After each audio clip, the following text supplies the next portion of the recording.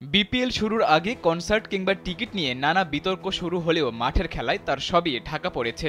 চার ছক্কার ফুলঝুরিতে মাঠের খেলায় দর্শকদের বিনোদিত করছে ক্রিকেটাররা। ঢাকা পর্বের পর সিলেট পর্বেও প্রায় প্রতিটা ম্যাচই হচ্ছে হাই স্কোরিং। ম্যাচের ফলাফলের জন্য অপেক্ষা করতে হচ্ছে শেষ ওভার পর্যন্ত। আবার নুরুল হাসান সোহানের শেষ ওভারে ৩০ রান তুলে জেতানো ম্যাচ তো শুধু এই বিপিএলই নয়, বিপিএলের আগের সব আসরের তুলনায় সেরা ম্যাচের খেতাব পেয়েছে।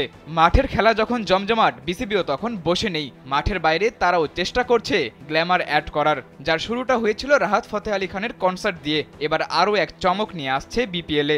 জানা গেছে বিপিএলের উন্মাদনা আরও বাড়াতে এবার আসছেন জনপ্রিয় ধারাভাষ্যকার ড্যানি মরিসন। ইতোমধ্যে বিপিএলের ধারাভাষ্যকার প্যানেলে আছেন বাংলাদেশের সাবেক ক্রিকেটার আতাহার আলী খান, সঙ্গে আছেন শামীম আশরাফ চৌধুরী, সমন্বয় ঘোষ, স্যান্ডেলিনা সো, রূপচর্চায় আভিজাত্য ও মাঝার উদ্দিন অমি।